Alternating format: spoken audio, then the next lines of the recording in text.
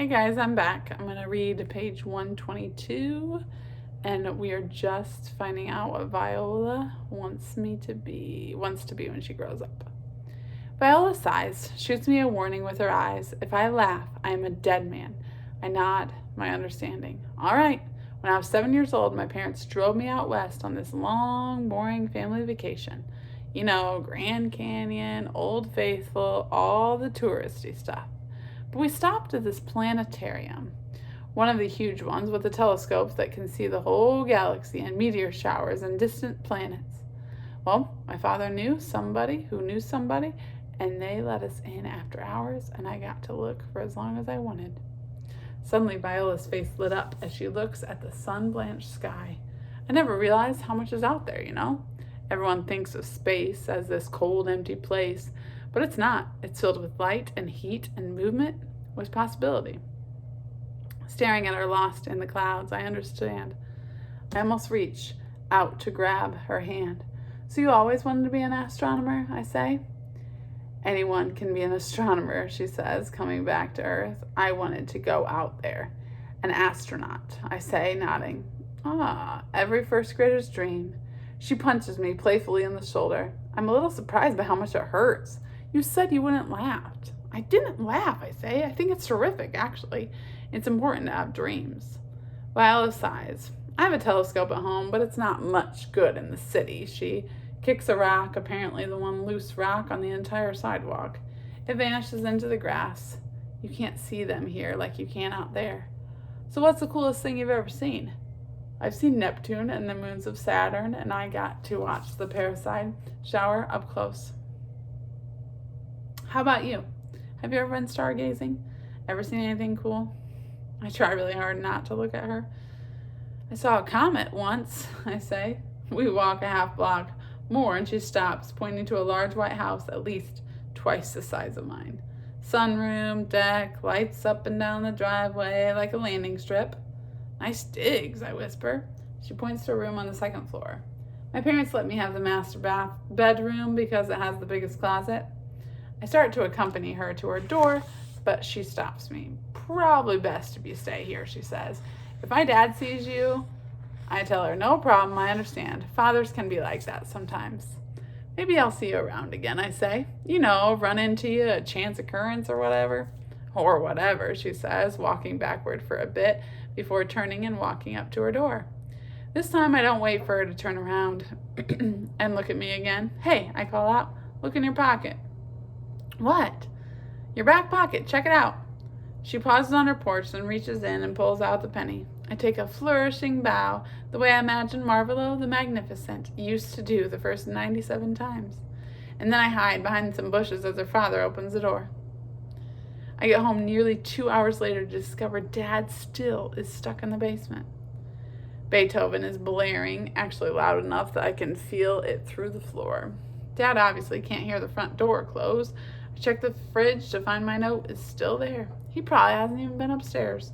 He gets that way sometimes, so transfixed, so submerged in what he's doing, that he forgets to eat, to sleep, so that when he finally does try to stand, the blood rushing back to his feet causes him to fall down.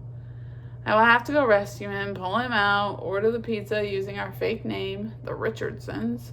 But first I go to my room to do a little research. Dad, at least, believes in the power of internet.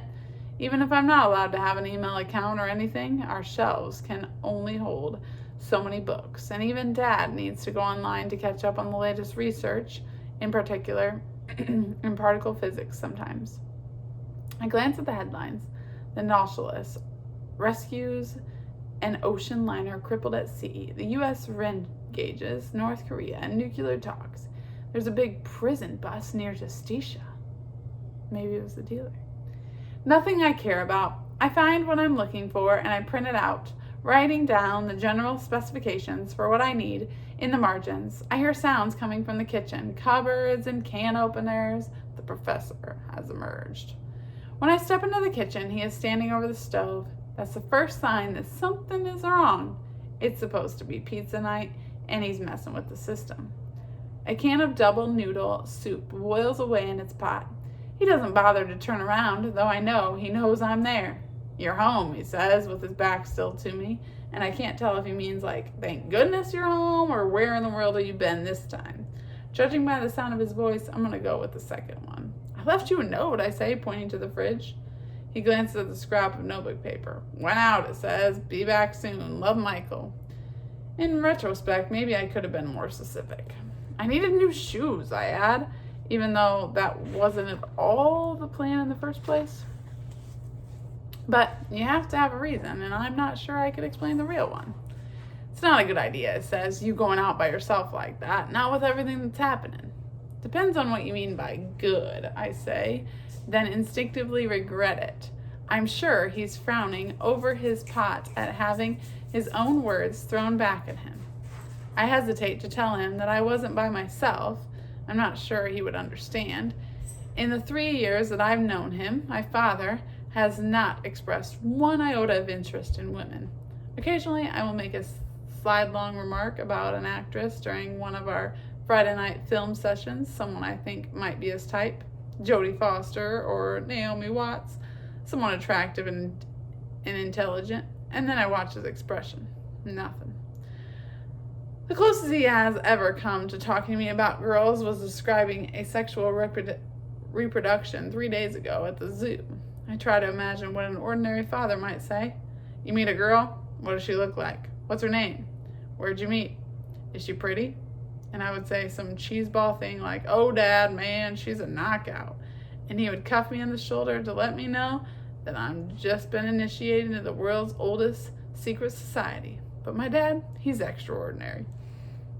I looked down at my printed sheet, taken minutes ago off those Stargazer websites. It shows a panoramic view of the summer sky in the Western Hemisphere. At least what it might look like on a perfectly clear night with no skyline and a great pair of binoculars. On the back, I made a little drawing, a plan. It's nothing like what he would come up with, but I've seen enough of his blueprints to get the basics down. Where the lenses might go, labels for the power source and the microprocessor, the buttons on the top, a paragraph explaining what it should do. I imagine a box that could show the stars to anyone at any time, day or night. I'm not even sure it's possible, but if anyone can shove a planetarium into a pocket, it's my father. And when he asks me what I want it for, I will tell him all about her. I put a hand on the paper, ready to make my request, but he speaks first, his suddenly stern voice stopping me cold. You broke your promise, he says. I take my hand off the paper, and I curl back into my chair. The tone in his voice gives me a chill, and I'm spinning, trying to remember all the promises I've ever made to him over the last few years, trying to figure out which one he has in mind. Did I promise him I would never meet a girl at the mall? Did I promise him I would never sneak out of the house? Did I promise him I would tell him everything? Always? I don't remember saying any of those things. For starters, I never actually thought I would meet a girl. I'm sorry, I say, meaning I don't understand, but also as a primitive apology for whatever it is I've actually done or whatever it is he thinks I've done. Dad carefully upends the pot, siphoning the soup into 2 bowls. Then finally he turns and I can get a good look at him, gnawing on his lip. 2 steaming bowls of mostly mush in hand. He sets the bowl down and carefully settles into his seat, as if he's expected to sink right through it. You were careless and irresponsible, he says, as if he knows already, as if he's been spying on me the whole day long. If this is what I get for buying a girl a snow cone, imagine how he'd react if I actually kissed one. Though that thought just makes me even more jittery. Dad, listen, I say, it was no big deal. I didn't say anything. Actually, I said quite a bit. I don't even remember half the nonsense that came out of my mouth, but she probably didn't believe half of it either. How could she? Still, he's right. I was being careless. I couldn't help it. It was her. She just made me feel like I have nothing to worry about. Didn't say anything? You told him everything, apparently. Him? Obviously, my dad was very mixed up sense of where my interests lie. Him? I say out loud.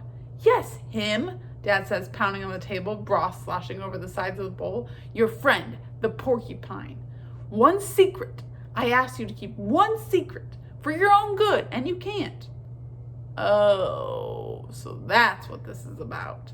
You talked to Zach? I ask meekly. No, Dad says. I talked to Tony less than 20 minutes ago. Apparently your thorny little friend let slip about your talent, and now Tony has asked a favor of us. Of us? He means of me. I collapse into the kitchen chair, overcome by too many emotions at once. Anger at Zach for telling Tony, anger at myself for telling Zach, anger at Dad for insisting I keep the secret from everyone in the first place, anger at Tony for wanting to take advantage of it. Oh, I guess the emotions are all the same. I'm just having trouble choosing a target. What kind of favor? Dad takes a deep breath, gathering what's left of his composure. He grabs a napkin and wipes up the spot of soup that spilled. He wants you to go with him tonight to meet Mickey Six Fingers Maloney. They are having a discussion of sorts, and he wants you there. A meeting between the heads of the two most powerful criminal organizations in New Liberty, and you agreed to this? The Romanos keep us safe, Michael. They keep the cops out of our business. They help put food on this table. He gestures to the quagmires of oily noodle slush sitting in front of us. He's not the sort of man you simply just say no to. No, of course not. We all have responsibilities. We all owe somebody. I owe Dad. Dad owes Tony. The transitive property of New Liberties. I have to go. But a meeting with Mickey Six Fingers Maloney sounds about as much fun as rubbing lemon juice in your eyes. Tony has promised me that you would not get hurt, Dad says. Of course, but I doubt Mickey Maloney made the same promise. I know what the Maloney crew does to people. I get the gritty details from Zach, that prickly little snitch. Picture myself floating at the bottom of the river, except instead of a box, I've got rocks tied to my ankles. Or is it cinder blocks? What time is he coming? I ask, looking at the clock above the stove. They'll be here to pick you up in 20 minutes, Dad says glumly. They said not to bring anything, but they asked me if you had a suit. I wore a suit once in my life when I was 7 years old. Some wrinkly philanthropist held a benefit on behalf of St. Mary's School for Wayward Boys, and the whole gang was invited. He even rented tuxedos for all of us to wear. The whole lot of delinquents decked out in black and white to match the nuns and priests who accompanied us, ambling through the ballroom like puffins on parade. The benefit was a smashing success. People who were rich enough to raise 20 children apiece, but had none of their own, watched as the boys of St. Mary's put on a talent show over glazed chicken and limp asparagus. Several boys played the piano or sang something from a hymnal. One boy tap dance. I remember Davy Plimpton reciting the Gettysburg Address. I was just discovering my real talent at that point. I hadn't quite gotten it down, or I might have done a little hypnotism on stage. Maybe gotten Father Gabriel to squawk like a chicken, or one of the nuns to do a dance on the buffet table.